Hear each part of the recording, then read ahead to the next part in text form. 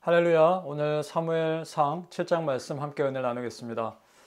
자, 이제 엘리 제사장이 죽고 사무엘 선지자가 이스라엘 백성의 지도자가 됩니다.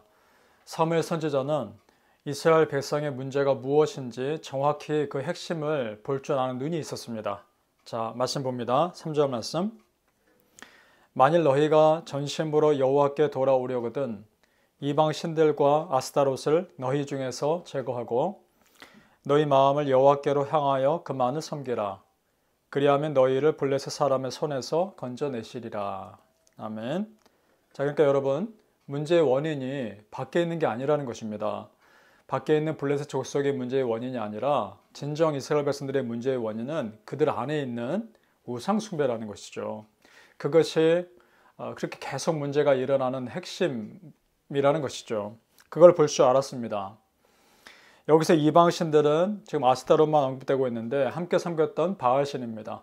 바알신 그리고 아스타롯을 다른 말로는 아세라신이라고도 하죠.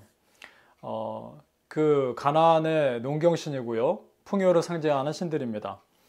그러니까 지금 이스라엘 백성들 어떤 겁니까? 가나안 사람들이 섬기던 풍요의 신을 자기도 섬기고 농경 문화 속에서 잘 살고 싶었던 겁니다. 그러니까 우상 숭배의 목적은 그 신을 위한 것이 아니라 내가 잘 되기 위한 것이 우상 숭배의 목적인 것이죠. 이스라엘 백성들도 똑같았던 것이고요. 우리가 잘 사는 것이 문제가 아니라 그것만이 목적이 되기 때문에 문제인 겁니다. 왜냐? 그것이 또 다른 우리 삶의 바벨탑이 될 수 있기 때문입니다. 자, 이스라엘 백성들의 더 큰 문제가 또 있습니다. 그것은 그런 우상과 또 하나님을 함께 섬겼다는 겁니다. 자, 4절 말씀 봅니다. 이에 이스라엘 자손이 바알들과 아스타롯을 제거하고 여호와만 섬기니라. 자, 이 말은 그러면 역설적으로 봤을 때 여호와와 바알과 아스타롯을 이전엔 그럼 같이 섬겼다는 거 아닙니까? 자, 필요에 따라서는 어떨 때는 가나안의 이방 우상을 섬기고 또 필요에 따라서는 하나님을 섬기고 그랬다는 것이 되는 거죠. 자, 이것은요, 하나님과 다른 우상을 같은 수준으로 전락시켜 버리는 것이죠. 이거를 하나님을 섬기는 것이 아니라 오히려 하나님을 모욕하는 것입니다. 굉장히 큰 죄죠. 자, 우리 참고 말씀 봅니다. 신명기 말씀입니다. 그런즉 너는 오늘날 상천하지에 오직 여호와는 하나님이시요 다른 신이 없는 줄 알아 명심하고. 자, 모세를 통해서 하나님은 이미 그 전부터 분명히 말씀하셨죠. 자, 이스라엘아 들으라. 우리 하나님 여호와는 오직 하나인 여호와시니. 무슨 말씀입니까? 하나님만이 참 신이라, 한 분뿐인 참 신이시다 라는 걸 이미 선포하고 있는 거 아닙니까? 자, 이것을 오늘날 우리가 좀 적용해 보죠. 내가 다른 우상, 눈에 보이는 우상을 섬기지 않는다고 안심할 것이 아니라는 겁니다. 왜냐? 우리도 지금인 하나님과 우상을 함께 섬기는 이스라엘 백성들과 똑같은 죄를 저지를 수 있기 때문입니다. 어떻게 그것이 가능할까요? 이런 겁니다. 하나님을 믿는다고 하면서 하나님께 기도한다고 하면서 결정적인 그 무엇을 할 때는 우리가 기도하지 않고 내 생각대로 한다면 눈에 보이는 우상만 섬기지 않을 뿐이지 이스라엘 백성들이 지은 죄와 똑같은 죄를 지을 수 있다는 겁니다. 위험한 것이죠. 내 마음은 이미 하나님이 아는 다른 생각으로 가득 차 있는 상태이기 때문입니다. 바라기는 우리 성도님들, 오직 여호와 하나님만을 섬기시며 기도함으로 삶의 주권, 여러분의 삶의 주인의 자리, 그것을 우리 하나님께 내어드릴 수 있기를 예수님 이름으로 축복합니다. 자, 이런 문제를 위한 사무엘 선지자의 해결책은 분명합니다. 하나님 앞에 무릎 꿇고 회개하고 기도하자는 겁니다. 그것만큼 확실한 해결책이 어디 있겠습니까? 하나님은 당신 앞에 용서를 구하고 도움을 구하는 사람들을 분명히 도와주시는 분임을 믿습니다. 사무엘도 그런 하나님을 신뢰하고 있는 것이죠. 그래서 이스라엘 백성 전체를 미스바로 모이게 합니다. 기도하자는 거죠. 그것을 미스바 대성회라고도 하죠. 자, 6절 말씀입니다. 그들이 미스바에 모여 물을 길어 여호와 앞에 붓고 그날 종일 금식하고 거기에서 이르되 우리가 여호와께 범죄하였나이다 하니라. 사무엘이 미스바에서 이스라엘 자손을 다스리니라. 그동안 우상과 하나님을 함께 섬겼던 그런 죄들, 그리고 자기 욕심대로만 살았던 모든 죄들, 하나님을 잘 섬기지 않았던 모습들을 회개합니다. 자, 하나님이 어떻게 생각하셨을까요? 기쁘시지 않았겠습니까?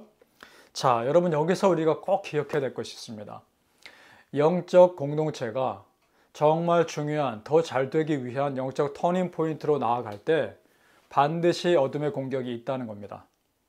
아니나 다를까 오늘 블레셋 족속이 이스라엘 백성들이 미스바에 모였다는 것을 알고 그들이 무방비 상태일 것이다 라고 생각해서 쳐들어옵니다. 자, 10절 말씀.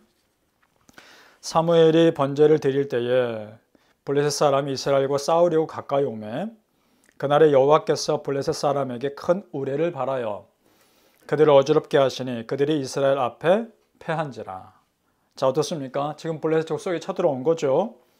자, 그런 상태에서 이스라엘 백성들은 어떻게 보면 무방비 상태인 겁니다. 전쟁 준비가 전혀 안 되어 있는 상태죠. 그런 상태에서 하나님이 어떻게 하십니까? 지켜주신단 말입니다. 그 이유는 무엇입니까? 오늘 본문에도 나와 있죠. 사무엘이 번제를 드릴 때 예배를 멈추지 않았기 때문입니다. 전쟁의 위기 가운데서도 예배는 멈추어지지 않았다는 겁니다. 이것이 귀한 겁니다. 어떠한 환난 속에서도 어떠한 위기 속에서도 예배가 멈추지 않고 예배를 지켰다는 것.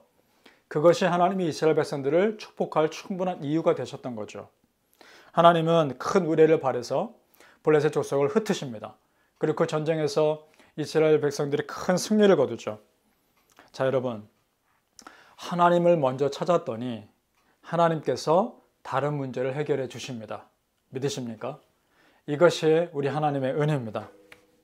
하나님께 회개하며 예배를 회복하고자 기도하는 그 백성들을 도우신 하나님 보면서 여러분 무엇을 느끼십니까? 정말 우리가 무엇에 더 관심을 가져야 하고 무엇에 더 마음을 쏟아야 할지가 생각되지 않습니까? 진정 하나님 믿는 사람이 가장 그 삶에 우선을 두어야 할 것은 다른 거 아닙니다. 하나님을 잘 섬기는 것입니다. 믿습니까? 저는 우리 성도님들께서 그런 믿음의 백성 되시기를 축복합니다. 나머지는 하나님께서 하실 것입니다. 바라기는 이 세상의 모든 것이 하나님의 주권 아래에 있다는 것을 믿으시고 하나님을 잘 섬기는 일에 마음을 쏟고 시간을 쏟고 우리의 힘을 쏟아 그 일에 열심을 낼 수 있기를 예수님 이름으로 축복합니다. 기도하겠습니다. 아버지 하나님 은혜를 감사합니다. 우리 믿음의 백성들 삶 위에 하나님께서 주인이심을 선포합니다. 무엇을 결정하기 전에 항상 기도하게 하시고 아버지께서 기뻐하시는 일을 생각하고 기도하고 행동으로 옮길 수 있도록 도와주옵소서. 가라 할 때 가게 하시고 서라 할 때 멈출 수 있는 은혜가 있게 하시며 우리 아버지 하나님께서 우리 삶 가운데 함께 하셔서 아버지 하나님 인도하심에 내 모든 삶을 다 맡길 수 있는 겸손함이 우리 모든 성도님들께 있게 하여 주옵소서. 하나님 감사합니다. 기도가 끊이지 않게 하시고 예배의 삶이 끊이지 않게 하여 주옵소서. 축복하며 예수님 이름으로 기도합니다. 아멘.